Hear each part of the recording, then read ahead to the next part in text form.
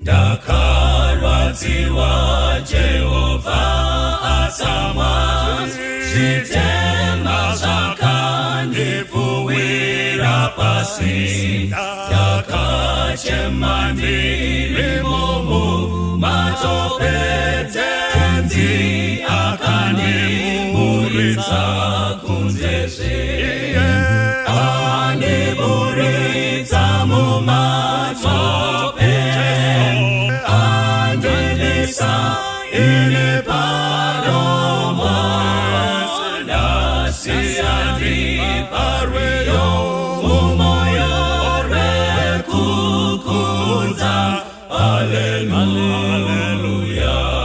andibisa padombo petro naye masiko angu asimbiswa pano andizomboputsike ndine pano domira ndizofika chiremba andiburitsa mumatope andibisa ine padomwa ndasiya ndiparweyo mumoyo rekukudza haleluya andiparweyo rutsa rwerukudza noruimba usiku nesikati moyo wangu wazara nerufaro ndichazokudza mununuri wangu Jehova andiburitsa mumatope andibisa ine padombo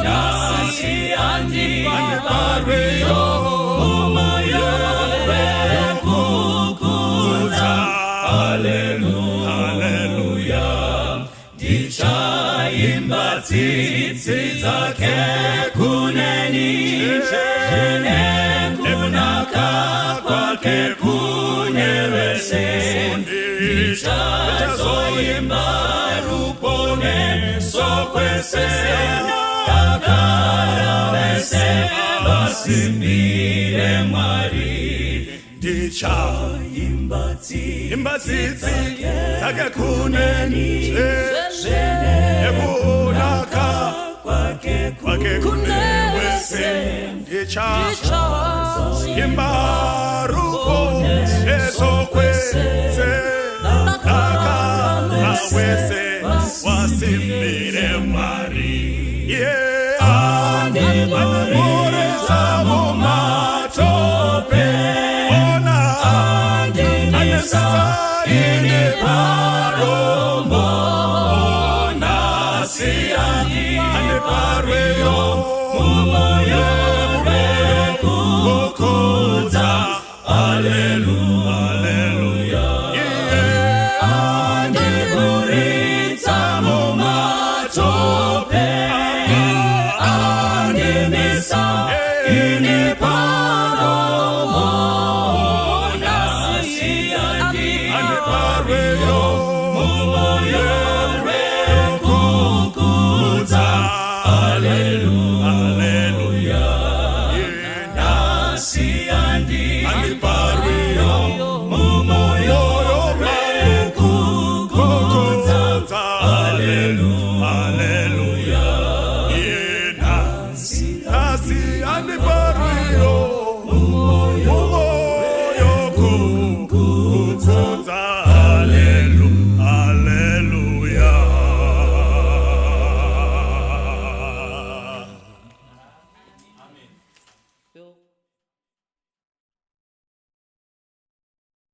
Toda kutenda Mwari watitendera kusangana nyama nemweya zviri pamwe chete. Toda kumupa mbiri nerukudzo nekuti zvakafanira iye. Tichitenda nekuti unotichengeta, unoramba uchitiitira nyasha. Ngatirambei tichitenda nyasha. Ndichiramba ndichirangaridza vanakomana nevanasikana vangu vachiri kutemwa dzinobva ropa, vachiri vechidiki, vachiri kuita sarudzo mukati meupenyu. Ndoda kukuudza kuti munyika hamuna nguva yezvinhu zvose. tinofangwa kuti hanzi zvimwe unoita zvimwe uchisiya. Sasi zvikurusa zvinofangwa kuitwa nemunhu ndezvizvizvi: tarisa kwauri kubva, tarisa kwauri kuenda, rongeka. Unoziva muupenyu, decisions never made on time are decisions never made. Saka unofanirwa kuti uti paunoda kuita decision iite ipapo. Vanangu, ndoda kukuudza, zviri nani kuita a wrong decision or act upon it than not making a decision at all. Saka you need to be deciding every day and acting upon decisions.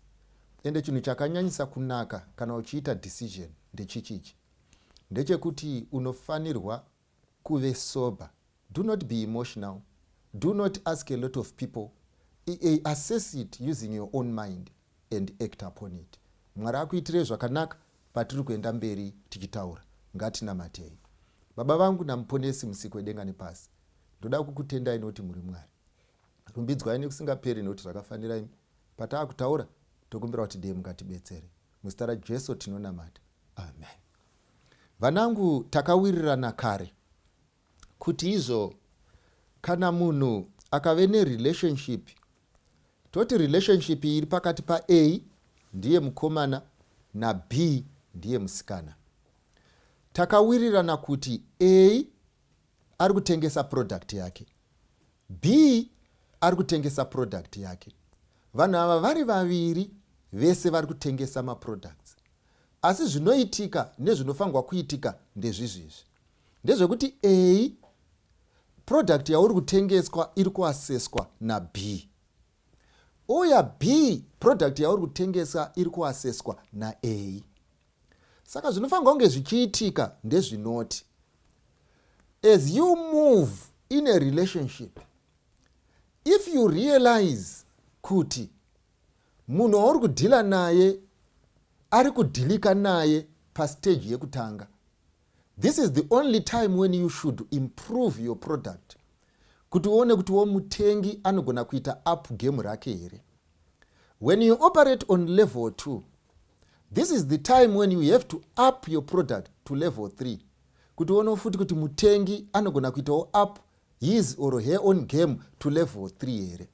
Saka zvinoitika ndechinoti every relationship inotanga iri paentry point, and every relationship must grow.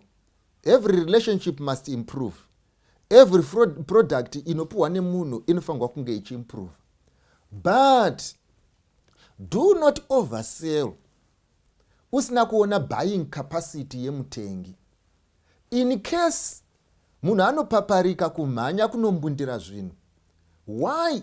Pamusana pekuti arealize value yazvinazvo, but in the process he or she cannot pay for the value.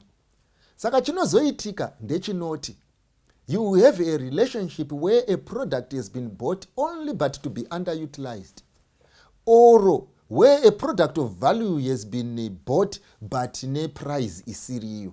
Why? Pamusana pekuti your entry point wa offer everything that is on offer. Ndichakutaurirai tichaenderera mberi tichitaurirana vanangu kuti izvo kana tichitaura nezvekuti a relationship must improve tinenge tichirevei. Kana chiri relationship inofanirwa kukura tinenge tichirevei. Unomezha sei kuti iri kukura? Unomezha sei kuti iri kuendeka? Unomezha sei kuti ndiri kusvika? Unoziva sei kuti ndiri right? Unoziva sei kuti assessment yangu iri correct? How do you sober up? How do you do things correctly? These are the issues that tichada kudiscuss. Togona kutadza kudzipedza ne1 presentation, asi zvatinoita ndezvekuti ngatirambei tiri tese. Kana une mubvunzo bvunza, kana une kupokana pokana, zvaunoda kutaura taura. Ngatitaurei, let's talk, so that patinotaura tese tinenge tichitaurirana. Ndainakidzwa nomwe munin'ina wangu akandinyorera tsamba yakareba zuro unoyu, anonditi izvo musikana wangu haachandida, asi akangonditumira statement yamakataura. Saka handisi kukublemai, asi mafungiro angu ndeyekuti haana kukunzwisisai. Saka complain yake ndeyekuti musikana haana kundinzwisisa. Saka by the end of the day akurambwa nekuda kwekuti kune munhu asiri kumunzwisisa. But inini ndino insista, my comrades, ndinoinsista vafana, ndinoinsista vanun'una kuti munhu wese anofanirwa kuassessa information nebrain yake. Kana assessment yake yaanenge aita isiri kuwirirana nebrain yako, unofanirwa kuziva nekuaccepta chinhu ichi kuti zvaaasesa nebrain yake ndo chokwadi kwaari, zvaaaccepta nebrain yake ndo chokwadi kwaari. Haafanirwa kudzoka kwauri setextbook so that iwewe unomuudza whether the assessment has been correct or it has been wrong. Everyone else is free kushandisa brain yake, ende kana aishandisa mutenderei kurarama sezvinodiwa nebrain yake. Mwari akuitirei nyasha, Mwari aramba achifamba nemi. Nhasi ndiri kuverenga mukati mebhuku raJohn chapter 5. Nditenderei kuti ndiverenge pavhesi ya6 navhesi ya7. Rangu rinoti, when Jesus saw him lying there and knew that he already had been in that condition for a long time, he said to him, do you want to be well? Verse 7, the sick man answered him, say, I have no man to put me into the pool when the water is stirred up, but while I am coming, another steps down before me. Muri kuona Bhaibheri munoiziva nyaya iri panapa iyi. Ndiye murume uya akanga ari papool reBethsaida, akanga arwara for 38 years. Vanhu saka zvainzi papool yeBethsaida munozviziva kuti padziva iri raibvongodzwa, kana richinge rabvongodzwa anotanga kupinda ndiye anopona. Bhaibheri haritiisire pachena kuti akanga aripo papool kwenguva yakareba sei, asi Jesu panapa anotiudza kuti izvo akanga ari in this condition. And I would like to believe kuti condition iri kutaurwa handi chirwere chake. Condition iri kutaurwa panapa neBhaibheri nderekuti akanga akarara ari paposition yaakanga ari mukati medziva rine mabiravira 5, asi akanga aripo kwenguva yakareba asina kuponeswa. Saka Jesu achisvika ipapo, akasvika ndokumva aona kuti murume uyu has been in here for too long. Zvanga ari muno for too long, chirega ndimubetsere. Saka pakumubetsera anobvunza mubvunzo uri simple. Zvikanzi, do you want to be made well? Mutauri ari panapa uyu anopindura Jesu achipedzeredza. Chaanoita kuti apindure achipedzeredza anoti, Ishe, inini hongu ndanga ndiri pano kwenguva yakareba. Asi the reason why I am still here is not because of carelessness. The reason why I am still here is not because I am willing. The reason why I am still here is not because I am not serious. The reason why I am still here is not because handidi kuenda mberi. The reason why I am still here is not because ndinorwara. Asi the reason why I am still here is I need assistance. I cannot get into this pool alone. Ndoda kuti murangarire vana vangu kuti munhu chinhu chaanotanga kuisa pachena panapa ndeyekuti arealize malimitations ake. Ndokumva aziva chinhu ichi, ndikaramba ndiri panapa ndichangookera vamwe vachiponeswa but ina handizoponeswe. Ndichaona vamwe vachipinda, ina handizopindi. Ndichaona vamwe vachipinda nekubuda, ina handizopindi. Ndichaona vamwe vachidzokera kumba, ina handizodzokere kumba. Chirwere changu chicharamba chineni as long as I do not get assistance. Zvikanzi, Ishe, my greatest want here is I want assistance. If I am assisted, I am going to be well. Ndopa farirapa. I need assistance. I have realized my capacity. Ndingangomhanya handigoni, ndingangopaparika handigoni, ndongoinaita sezviri kuendeka asi hazvisi kuendeka. Ndogona kupretenda but hazvifambi. Ndogona kunge muchindiona ndisingachemi but mwoyo uri kuchema. Munogona kungondiona kunge zvinhu zviri right but zvinhu hazvisi right. Munogona kundiona kunge ndichiri kayouth but ndatova munhu mukuru. Munogona kundiona sendiri in charge but handisiri in charge. What I need now of all things is assistance. If I am to survive, I need help. If I am to go home, I need help. He realized that. After realizing that, he made sure when he spoke to Christ, Christ understood his want. Ndo pandiodisisa panapa. Ndo zvinoitwa nemurwere kuti the reason why I am here is because ndinoda. The reason why I am here is because ndozvivavarira. So I need assistance kuti chinhu ichi chishande. Vapana, ndoda kukuudzai. Ndaitaura nomwe mwanasikana wangu mazuva apfuura ari murelationship. Ari murelationship yake, the guy is not saying anything about marriage. Ende musikana uyu anonditaurira achiti inini handina basa nazvo. Kana akandiroora ndizvozvo, kana akasandiroora ndizvozvo. Ndokumva ndamuudza ndikati, kana wakanga uchiti kana uri kurarama in a life yekuti whatever happens I don't care, whether I'm taken in I don't care, whether I'm disappointed I don't care, whether I'm double crossed I don't care, in whatever is going to happen per relationship I don't care, then the question is, then why are you there? If you don't care to this level, why are you there? Don't you realize you are pretending not to care? Don't you realize you are pretending that you don't get wounded? Don't you realize uri kupretenda kuve muovheti? Don't you realize uri kupretenda kuti everything chakabatana chisina kubatana? When what you should be doing is to say, guys, I care. This is the reason why I'm here. I want to marry. This is the reason why I have a relationship. I want to get married. This is the reason why I'm in love. I want to have my own house. This is the reason why I am dating. I want it to happen. This is the reason why I'm in courtship. But the problem yandinayo ndeyekuti I have been in these relationships for too long. I have dated many people for some time. I have been dating the wrong people for too long. Wekutanga anga ari tsotsi, wechipiri anga ari tsotsi, wechitatu anga ari tsotsi, and you want to pretend that you do not care, or you want to adjust to a level that is not yours. When uyu murume ari panapa anoburitsa pachena kuti no, the frequency yangu yekuve pano, the length yekuve pano iri kunditaurira kuti I need help. I need to be sober. I need to be helped. And if I am helped, I will be well. And by the end of the day, after this guy was helped, everything else chakaita zvakanaka. Ndinoda statement inotaurwa naGandhi umwe musi. Vanhu vamuudza kuti izvo, you can stop fasting. Why? Because the situation is almost all right. Ndokumva Gandhi apindura akati izvo, almost is not good enough. Kupotsa ndapinda, almost married, almost dated, ndakapotsa ndabvisirwa pfuma, ndakatopotsa ndachata, ndakatopotsa ndadiwa, ndakapotsa ndawana the correct man. Ishu iri panapa ndeyekuti izvo in everything yaingove almost. Saka Gandhi anoti izvo almost is not good enough. Chechipiri chandinoda ndechekuti izvo, there are times when Bethsaida is so close but salvation is so far. Uripo pa mherenderekedzo, uripo pa edge yepool, but being on the edge and being in the pool are two different issues. And kazhinji kacho vanangu, we need to be honest.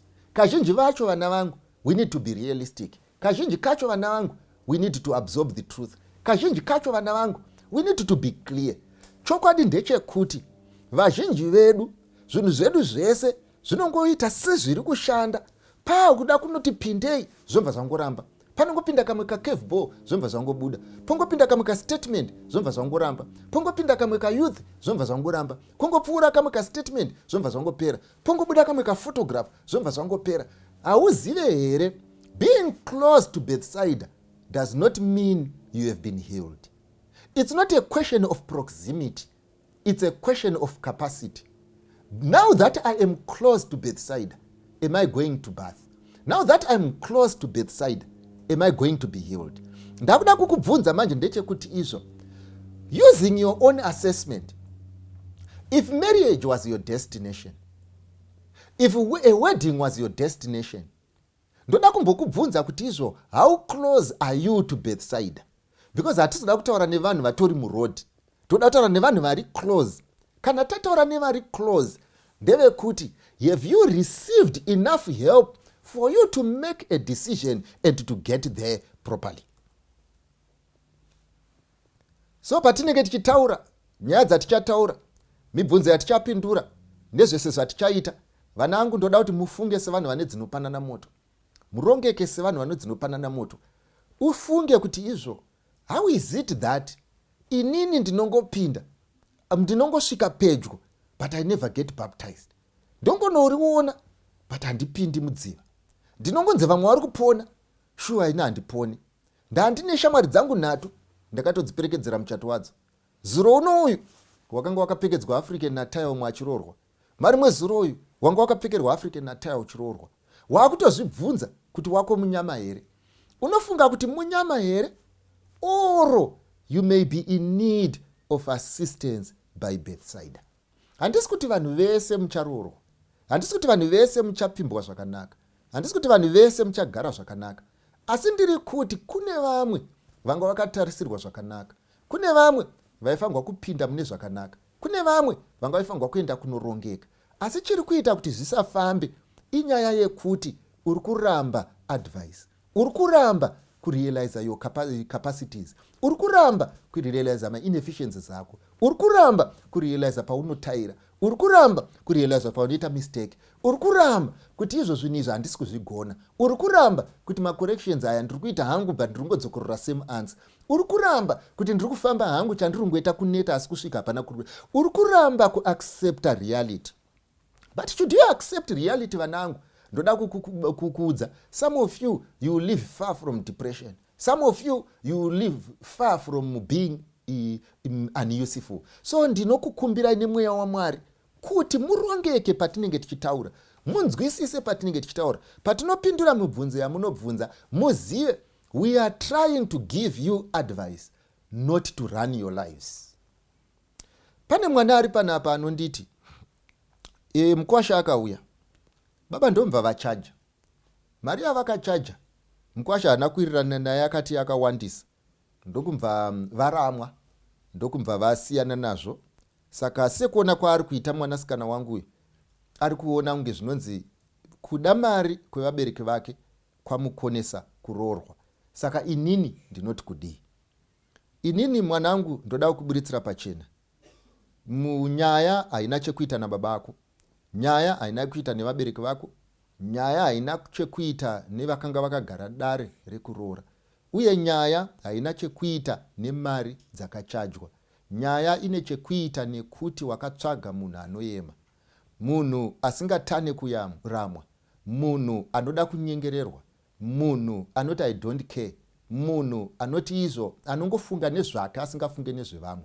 Ndiri kuda kukupa ndoda kungokupa semuenzaniso kuti uyu mukomana uyu auya kuzoroora, akanga achirodza hauziriwe, aichaja mari hauziriwe, asi aida kuroorwa ndiwe. Saka where do you come in? Unopinda papi pakudhurirwa kwezvinhu? Unopinda papi pakutadza kwake kunegotiate mari dzake dzekuroora? Unopinda papi pakutadza kwake kubvisa pfuma?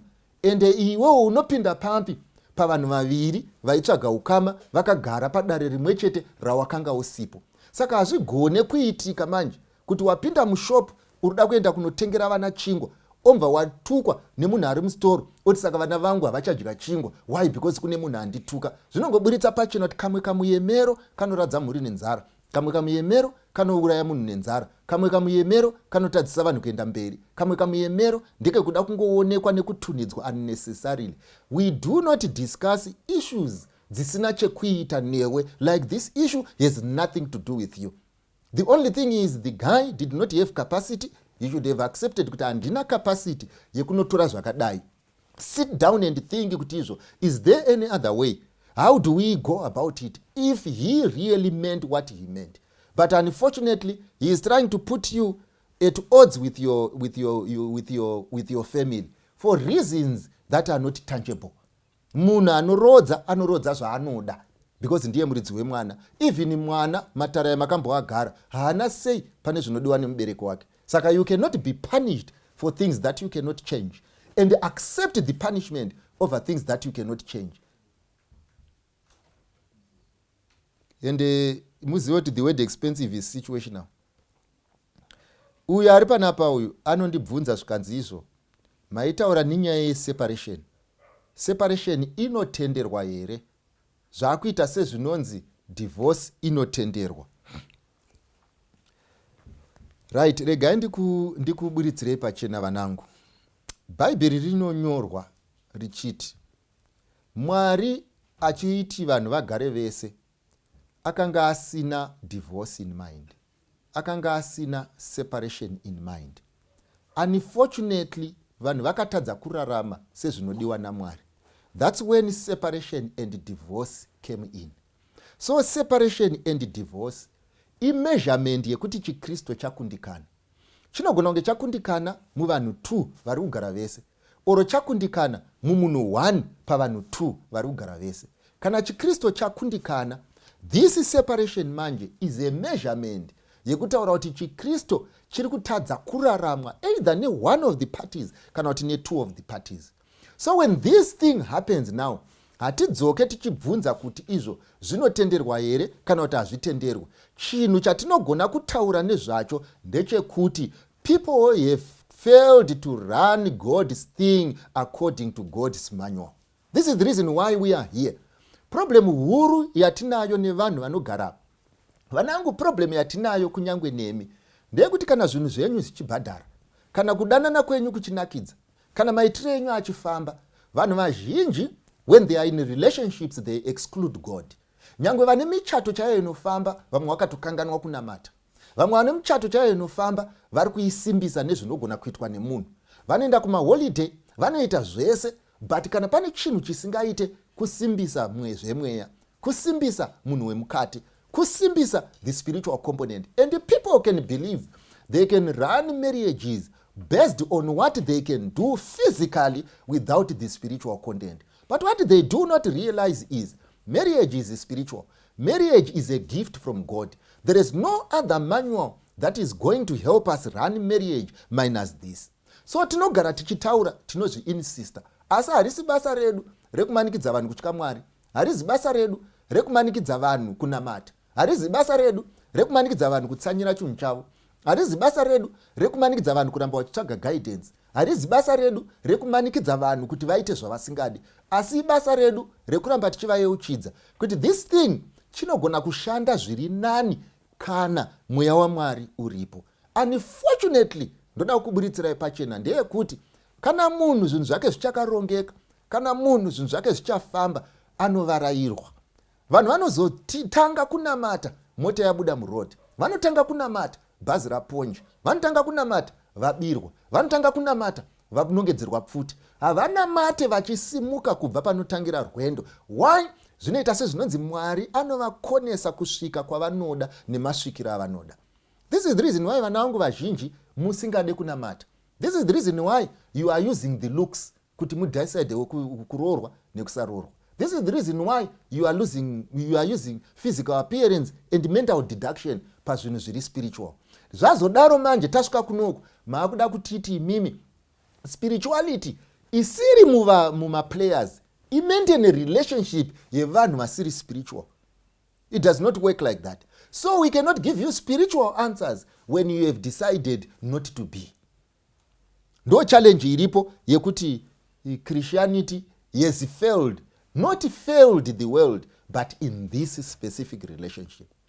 Saka I urge you, ndokumbira ni mweya waMwari, kune vane dzimba dzichiri kupfuta moto, kune vane dzimba dzine relationship achiri kudaidzwa, kune vane kumba kusati kwaane nharo, kune vane kumba kusati kwaane abuse, kune vane kumba kusati kwaana namai nini, kune vane kumba kusati kwaana nababa munini, kune kumba kusati kwaane zvibhakera. Musamirire kuzonamata mvura yanaya. You need to build a relationship with God now. Why? Because the devil is not going to exempt you from these issues. Nyangwe vana muri kupinda mu relationship, ndoda kuti uzvibvunze paunenge wakagara. Ndepekuti relationship yaunayo, yamuchagariswa pasi muchinhonga, yamuchagadzikwa pasi vanhu vachibhadhara mari, Mwari ari kuiapprova here kana kuti haasi. If you start without God and you go without God, the devil will decide your destination. Ndofunga yafai. Uyu ane nharo dzaanadzo pamusana pezvandakataura svondo rapfuura. Ari kuti izvo, inini ndiri kutenda kuti ndo zvandakataura, kuti izvo zvakanyanyisa kunaka when people have decided to separate, when people have decided to part ways for whatever reason, yekuti varida kugadzirisa zvinhu zvavo here kana kuti varida kuzodii. Munhu anofanirwa kuita kubva pamba kana iripo murume, osiya mai nevana vakagara zviri comfortable, iye oenda kwaari kuona kuri nani onogara ikoko. Iyu ari kuita nharo kuti kana zvadaro madzimai anongoita chero zvaanoda. Inini handisi kutaura nenyaya yemadzimai, ndiri kudzokorora. I am not a feminist. Uye handisi kutaura nenyaya yevarume, ndiri kudzokorora, handiko kubasa kwangu. ndiri kuti nini pamakapinda murelationship iyi muri 2 you made a decision to marry. Imimi pamakapinda murelationship iyi muri 2 it was by choice. Imimi pamakapinda murelationship iyi muri 2 you made a decision yekuita vana, which is fine. Imimi pamakapinda murelationship iyi muri 2 you made a decision yekuti vanofanirwa kunge vari vangani, by choice. The two of you had choices, but pane vanhu vanga vasina choice padecision iyi. Vana vako havana kusarudzwa kuti vanozvarwa kupi, vana vako havana kusarudza mai, vana vako havana kusarudza baba. Ava vanhu ava vakangove maproducts erelationship yenyu, whether imagined or real. Vapedza kuzvarwa moimimi muri 2 motadza kugarisana. Now pamaa kudiscussa nyaya yekubuda mumba umu, pamaa kudiscussa nyaya yeseparation, pamaa kudiscussa nyaya yedivorce, muri kudiscussa sezvinonzi mungori 2. Muri kukanganwa kuti there are products dzamakaunza panyika. Muri kukanganwa kuti there are products dzakamakasika imimi. Muri kukanganwa kuti there are products vakanga vasina choice umu. And imimi you are too selfish to think of yourselves. Iwewe semurume uri kungofunga kuti ndichanogarepi. Iwewe semurume urufunga zvokuti izvo ndoda kuzotsvaga umwe mukadzi saka ndoda pekutangira. Iwewe semurume you are only thinking of what this thing is going to do to you. But ndoda kukutaurira ndekuti vana vamakasika vane kodzero. Ende ndo vane kodzero zhinji. When this thing has failed to work, why? Because of your carelessness. Why? Because yekuti muri selfish. Why? Because of kuti imi mune problem. Azvireveka kuti imimi modzvinyirira vamwe vese so that the two of you will always get it right and vamwe vese vana basa. Saka I still insist kuti vana vanofanirwa kubatwa semadzimambo. Vana they must be treated as royalty. Vana vanofanirwa kurespectwa. Maproducts enyu anofanirwa kuve neessay. And essay yacho vanoiwana sei? Vanoiwana pamusana pekuti izvo. The man who has made a decision is the man who is supposed to move out and give the children peace of mind. Imimi ndoda kumbokubvunzai bamnini nehasha dzamunadzo nekupopota kwamuri kuita kuti imimi, let me ask you a very simple question bamnini, kuti maroora imimi nhasi, moita vana venyu imimi nhasi, machipedza kudaro mochiramba mukadzi nevana voenda kunoshupika, monotora umwe mukadzi nevana kuti vazogara pamba apa vachifara. Yesi vana vese ndevenyu muri imimi baba munini. Why are you making a decision isina kunaka zvakadai? Hamusikona kuti utsinye, hamusikona kuti you are being selfish, hamusikona kuti you are not being okay. Kana varipo ndotokuudzai vane mascenario akadai where they chased everyone from home and vanhu vari kungokwangwai, and iwo murume mukuru uri paWhatsApp, murume mukuru uri tamba radio kubhawa, murume mukuru uri kudriver nemagirlfriend akasiyana, murume mukuru uri kuunza vanhu vane dzimba kuti vazorara pamba. Magirlfriend auri kutodaidza vatoriwo neavo maflats kwavanogona kurara, asi vako vana havana pekurara. And you sleep murume mukuru with comfort, you sleep murume mukuru mind yako yakaresta, you sleep murume mukuru usingambofunga kuti vana vangu vari kupi. Ndopatiri kutaura kuti now the purpose of this program is to call you to order. This is not proper, and we cannot ordain that, we cannot baptize that. We need to respect our offspring. Isu kana pachirewa nenzara pamba, baba ndo anofanirwa kurara nenzara. Kana pamba pachita munhu ane hembe shoma, baba ndo anofanirwa kuita hembe shoma. Nyange kana pamba pachidyiwa chikafu, baba anofanirwa kumeka sure kuti vana vavadya. Kana pamba pane one piece yechingwa, chingadyiwe nababa here vana vakaokera. Kana pamba pane one piece yenyama, yodyiwa nababa here vana vakaokera. Kana pamba pane gumbezi rimwe chete rekufuga, rofugwa nababa here vana vakaokera. Hazvigone kudaro. That mentality is not the biblical mentality. The biblical mentality is a man is the Christ of the house. If ever there is anyone who should die on the cross, it is the man. But how come the man refuses to die and decides to execute everyone else on the cross? It does not work like that. So the sacrifices that must be made by the men of the house. And those sacrifices kana dzichinge dzaitwa dzinoita kuti vamwe vanhu vararame mune zvakanaka. Saka ndakamira panapa handisi kumirira madzimai, ndakamirira panapa handisi kumirira varume, ndakamirira panapa ndakamirira vana venyu kuti guys, we need to be fair. Guys, we need to be laughing. Guys, we need to be honest. Guys, we need to be factual. We need to make sure vana vedu very comfortable. There is no reason why we should bring discomfort muupenyu hwevanhu yavasina kuda. Ndaitaura neumwe vamwe mazuva apfuura tichiita presentation pataitaura nezvimwe zvefamily life, tichidiscussa kuti spirit of prophecy inoti, kuna vasingazive spirit of prophecy muchaiziva. Spirit of prophecy inoti, if people decide to part but it affects the welfare of children, the position must be reconsidered. Why? Because nekuda kwevana Mwari anozvidzwa pakati pedu, and they are important players within the system. Saka ndorangarira nchitaura namai avo vakandiudza zvikanzi elder makanonoka, but inini nyaya yangu yange iri yekuti hapanzi takanonoka. Inga ukasiwa nebhazi 1 unokwira rimwe, inga ukasiwa nekombi 1 unokwira imwe, inga ukasiwa nendege 1 unokwira imwe. Haunganzi ndanonoka ombo wakanganwa. Haungati dhishi rine mvura yekugeza, dhishi rine mvura yaane tsvina ombo watora dhishi orasira panze zvese nevana. Saka ndo advice yatinopanana panapa kuti let's make corrections where our children are affected. Let's make corrections where the family is affected. We need to be clear, we need to be honest, and we need to do our things well. Ndofunga yafai. Uye ari panapa mudzimai wechidiki ane concern. Concern yaanayo ndeye kuti zvinoita here nhai elder kuti ini ndakaroorwa mumusha, amwene vangu vogamuchira umwe musikana wemwana wavo, votomupa pekurara, votomupa nguva ari ipapo kusvikira aenda, ivo vachiziva kuti mwana wavo ane mumwe mudzimai. Ndo ishiri pano.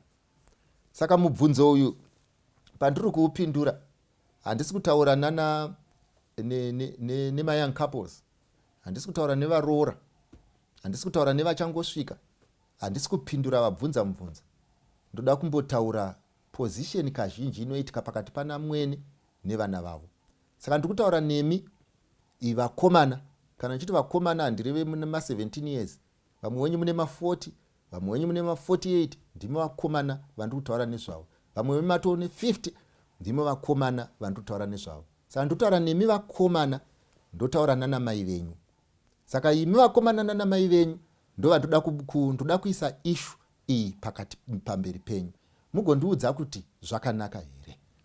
Chekutanga, machallenges akadai tinowawanzowawana pane vanhu vanotonga. Zvinogona kuita kuti iwe mukomana une kamari kako kanofungidzirwa namai vako kuti kakati wandei, kunyangwe iwe uchiziva position yako.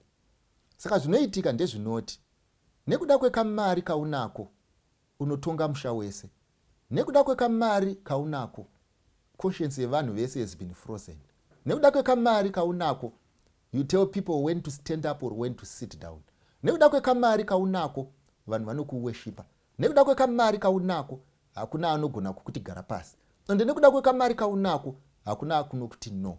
So by the end of the day you are running in everyone. Chandoda kukubvunza ndechekuti, are you running yourself to prosperity or you are destroying yourself?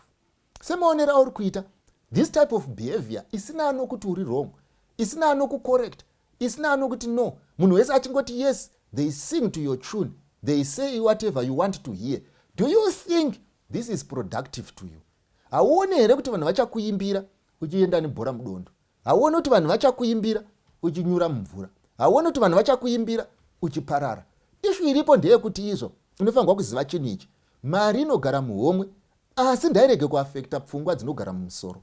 So by the end of the day unogona kusiya vanhu vachikutunhidza uchifunga kuti umemba, uchifunga kuti uri mambo, uchifunga kuti unotonga. Asi ndoda kukuudza kuti vazhinji vakaita sewe vakasiwa vachiita madiro takavaviga nguva yavo isati yakwana.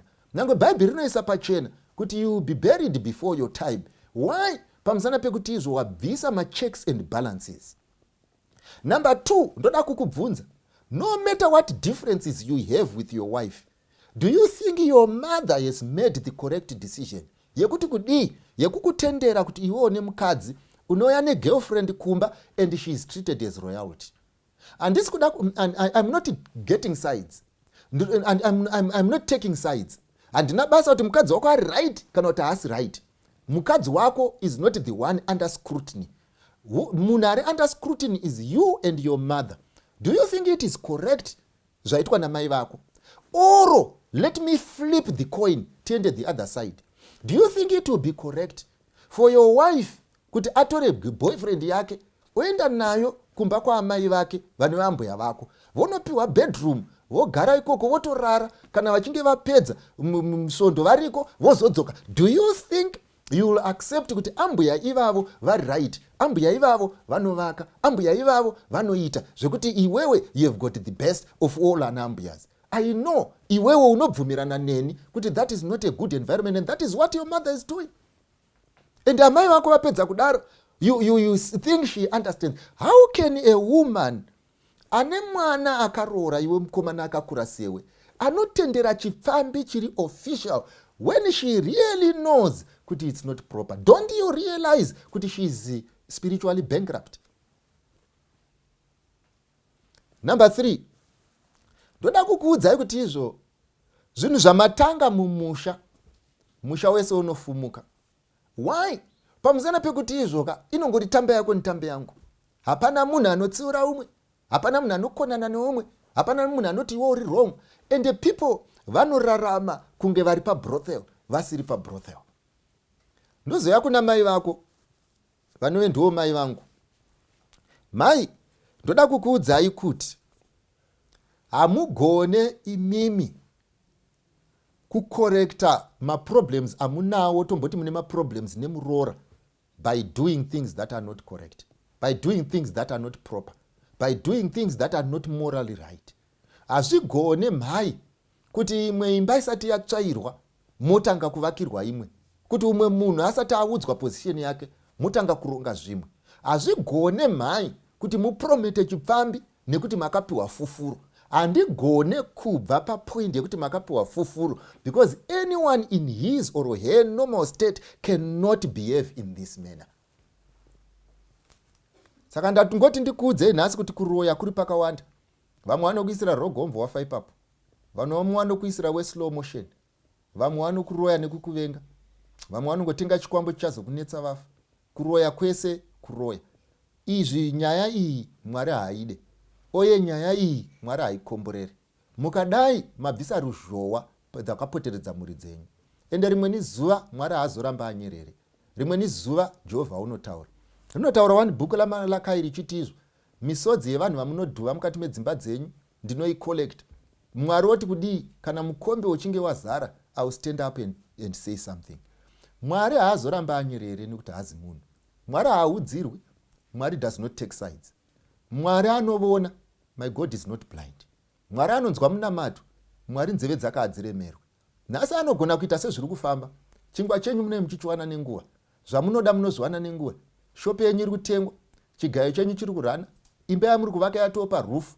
Asi ndoda kukutaurirai muzive chinhu ichi, kuti izogarika zvinoda Mwari, kuti izoendeka zvinoda Mwari, kuti uzorarama zvinoda Mwari, kuti udye chiguta zvinoda Mwari, kunokora musuva isimba raMwari, kuuisa mumuromo isimba raMwari, digestive system isimba raMwari.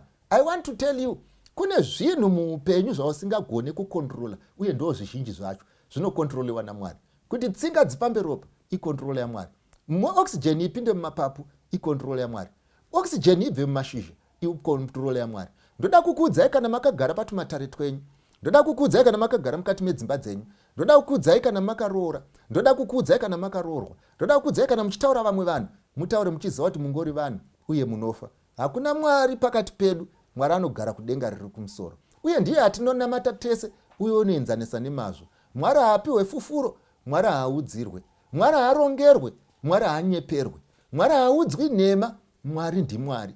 When we stay nevana vevaridzi, when we stay nevana vane mafeelings, when we stay nevanhu vane pfungwa dzinopanana moto, ngatizivei chinhu ichi, Mwari ndewedu tese.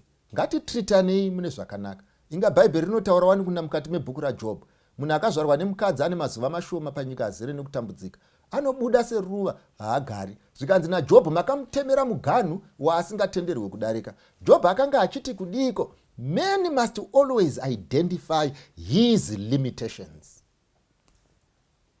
Saka ndo zvandokukumbirai mukati mezuva ranhasi. Iyi tsika iyi haina kunaka iyi. Iyi tsika iyi yakaipa iyi. Iyi tsika iyi haina kururamai. Iyi tsika iyi inofanirwa kuperai. Dei Mwari akupaiwo simba rekuita zvakanaka. Ndodzione vanhu vari mumamisha umu vane dzimba dzakadai.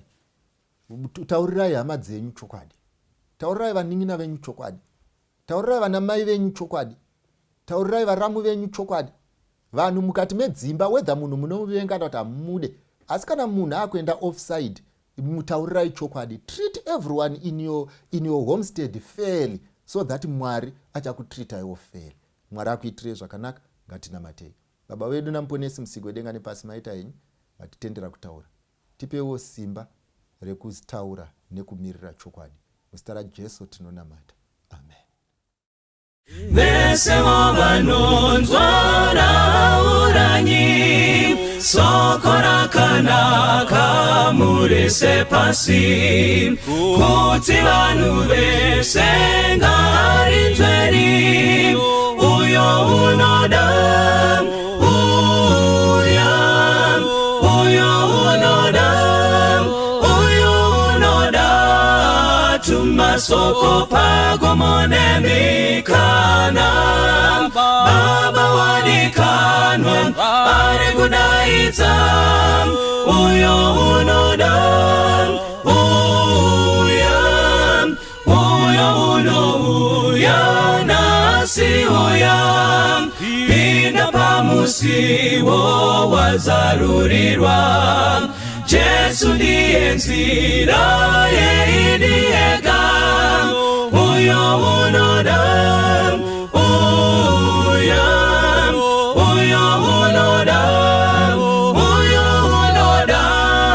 tumasoko pagomonemikana, Baba wadikanwa, ari kudaidza, uyo unoda, uyo unoda, dawiraidi, uyo unoda, dziwirange izwi, uyo unoda, upenyu narini, uyo unoda,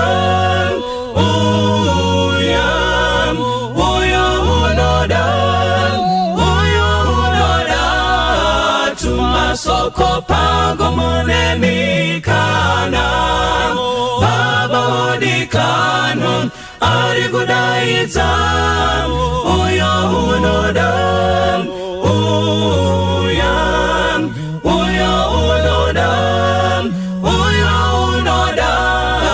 tumasoko pagomonemikana, Baba wadikanwa, ari kudaidza, uyo unoda,